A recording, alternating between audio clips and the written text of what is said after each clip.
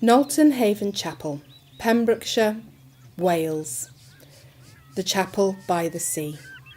This film is about its history, its conservation, and its continued use. Nolton is a small chapel with a classical front elevation, the surviving monument to a now vanished mining community. This film tells of the extraordinary deterioration over only 170 years of the chapel's stonework from a strange process called cavernous erosion, and how this stonework was repaired and carefully conserved stone by stone.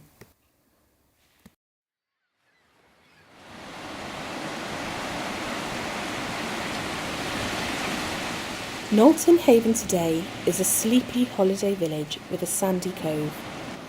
Few guess that coal was once shipped from this beach.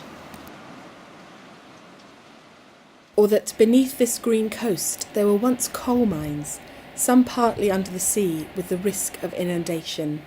Scenes of courage, hardship and tragedy still remembered in the community. And it was 3 days they were trying to man the pumps to keep the water out. Yeah. And some of the miners, when the gush of water went, were washed up and they were heard up by the old blacksmith shop, and they lifted up a cover and rescued them from there.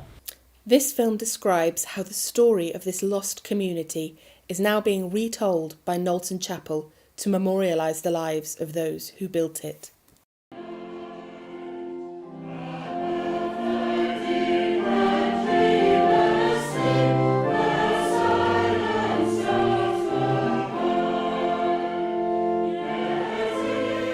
But to preserve this memorial and keep their chapel in use, today's community now needed to repair it. Salt-laden air from the sea, only 50 metres away, had badly eroded the surface of the stonework to the front elevation. This damage was beginning to lose the architectural legibility of the most westerly classical chapel in Wales. But something even more serious and more unusual was happening to the side walls of the chapel. This is cavernous erosion, a nightmarish pattern of extreme erosion that occurs to only certain types of stone. The local sandstone the miners used at Nolton is one of these. The stability of the side walls and their ability to keep the weather out was now in serious doubt. To better understand how such apparently competent sandstone could develop such spectacular damage in such a short time, the architect Franz Nicholas consulted Dr. Tim Palmer, a geologist from Aberystwyth University. Some people call it cavernous weathering, some people call it alveolar weathering. I usually call it honeycomb weathering because that way everyone's going to know what I'm talking about, really. And there are several different features of both the environment that this happens in and also the stone itself, that conditions that have to be satisfied in order to get weathering like this. And the first is that this is something that affects particularly sandstones, so it can happen in limestones, but particularly sandstones, but the sandstone has to be porous. In between the individual grains of sand that make up the rock, there is pore space, empty when it's dry, full of air, and when it rains or we get water on this in some other way, that can soak into the pore space, the porosity, and fill it up. So this sort of thing doesn't happen on non-porous rocks. And the second thing that we particularly need is water with salt in it. But how does this grotesque, deeply carved honeycombing then develop? So there are subtle differences in the amount of water that you've got, depending on which way the building is facing, and I think there will be subtle differences in the petrology and the pore spaces of from one block to another. The area that's weathering in here would start to form the individual honeycombs, the rows of holes, but depending on the aspect of the walls, that can affect the amount of spume in storms that actually lands on the surface, and the amount of salty water, the amount of seawater. Where you do see stuff that looks like that on the seashore, you will sometimes come across a block that hasn't developed any of that sort of thing at all.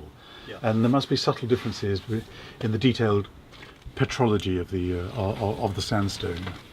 Dr. Palmer would later advise on alternatives to this local stone that might be less susceptible to erosion whilst providing a good visual match. But the chapel's priority now was to fund the repairs. A lottery grant would be sought, with the prerequisite that the project should deliver benefits to the community as well as to the building. The minister, Reverend Martin Spain, explains the case for developing a small museum in the chapel dedicated to the memory of the Nolton mining industry. Be something about the chapel, which is always good to have that 150 years things and whatever. A little bit about the community, but then mostly about mining, because that's the sort of theme we picked that's different to everybody else around here. They all do the sea, they all do the beach, they all do farming, you know, there's all those little bits in there. And of course it's a forgotten aspect of, you know, former life in Nolton Haven, isn't it? Some of the best anthracite in the world came from these small mines. This plan of the working of Trefane Colliery reveals how some galleries ran out under the sea. Remote from the industrial heartland of Wales, these mines were undercapitalised and hazardous. In the earlier years, miners, as well as coal, were lowered and raised in baskets. The seam started in somewhere near the Rhondda. And it ended it does, sorry. Stone. Yes, the seam is all across Pembrokeshire, through the middle, starting at Saundersfoot all the way through here. And it goes from Blackcliff is that side, Folkestone is behind us, so that would be included. Yeah. And the oldest one would be Nolton, which is that side.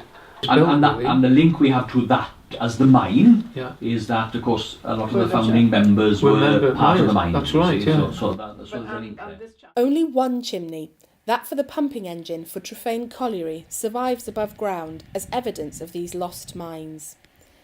The members of the chapel determine that as well as repairing their chapel, the project should record this lost industry and its community. A successful bid was made to the Heritage Lottery Fund and other grantors followed. The project was to combine the stonework repairs with the development of a small museum recording the chapel's 170 years at the heart of its community. The community began to assemble historic material under the guidance of Mike Bennett, an expert on local mining, and Simon Hancock, curator of Haverfordwest Town Museum. It's a balance, isn't it? It's a very difficult balance between text and image-rich in terms of illustrations, maps and so forth that capture the attention, and succinct, catchy, to the point bits of text. Tim Harvett, graphic designer, shows the committee a sample display panel. So this is my thinking, that we have some attractive images, little snippets that we can pull out. Brilliant. There's the sail cover there, which we can have a little, couple of lines there about. There's a piece here from the local paper about, I think, one of how many hours this agricultural... He'd been 53 years in the same employment, so... Yeah, so we can bring out snippets, because people, as Simon has said, won't read War and Peace. They won't stand there. I think the golden rule is about 200 words on a panel. You could read this for hours actually, but then I think... The local school we used to go through Mary Ayers. It's trying to get these books out, isn't it? You just go through them the rest of the afternoon. Oh, Reverend Hire. He was working in our mine and whatnot, yeah.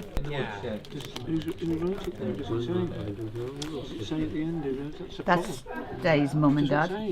All right, yeah. Now then, if your mum and dad's wedding is here, which it is, look at Joan, she's got the same dress on. And there's 18 months between the two weddings, and there's mother there, wearing it. There. Right, that was my mother-in-law. That's Kathleen, and that's... Oh no, then I see you. Right, yes, yeah. Oh no, yeah. The tradition of succeeding generations attending the chapel continues to this day. Actually, 4 generations of one family still active in the church here, and these are the 3 older generations. There's one more behind us. Let me give you a name then. Glenys Stephen. How old are you, Mum? 89. And how long have you been a member here? 71 years. So settling in nicely. Settling in. You're chief tea lady, aren't you? Since I was 16, I Yes, can remember. Yeah. Well, I'm Shirley Williams. I became a member when I was 17. And I live in Camrose now, but I still come back to play the organ most weeks. I'm Kath Wilson. I've been a member since I was 21. I'm christened at 21 here, and I come back occasionally. While the museum progresses, the contract for the repair work is signed. The contractor is Co Stone, who will work with the chapel's conservation architect.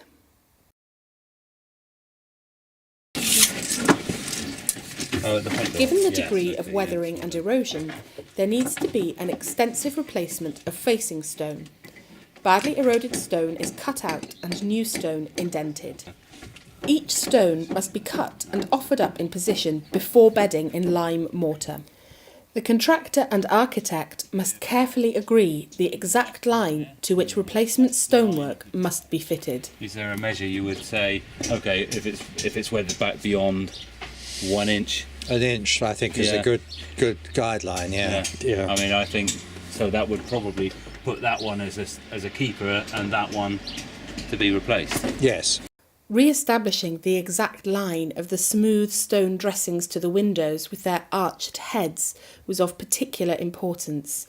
Correctly reforming these window heads and reveals re-established the original architectural order, making it more acceptable visually to retain areas of rubble walling that were only partially eroded.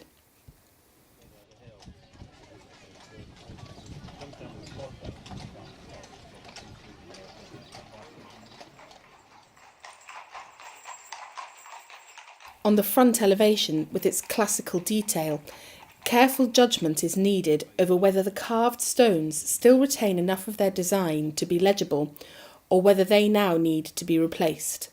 Cutting new carved ashlar is an expensive operation.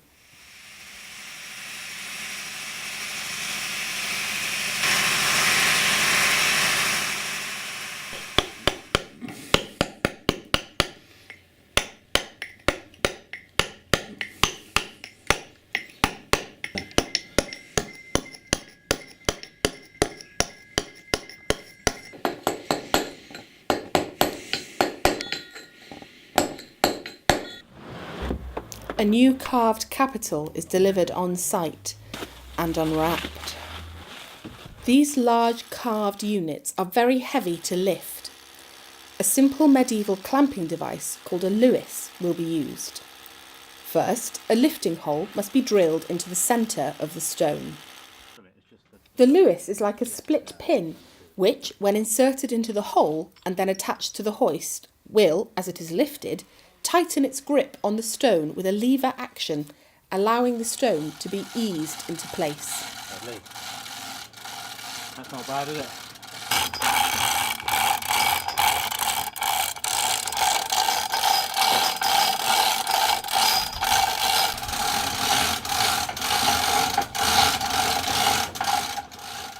With the stone still suspended off the Lewis, Master Mason Tom Evans lays down a thick lime mortar bed which the stone will compress as it is bedded. And the hope is as well that having a big bed here, when we lay it down, hopefully that will protect the arris here of the stone as well. Great care is needed if the edges of the adjoining stones are not to be damaged as the new stone is positioned.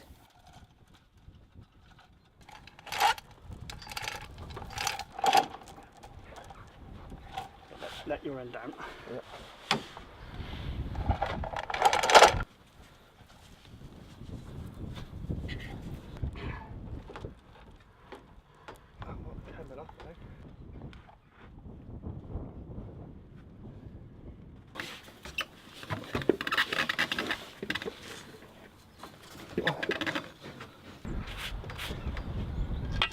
While working at Nolton, Tom was one of the 4 craftsmen that year awarded a fellowship from the Society for the Protection of Ancient Buildings, affectionately referred to as SPAB.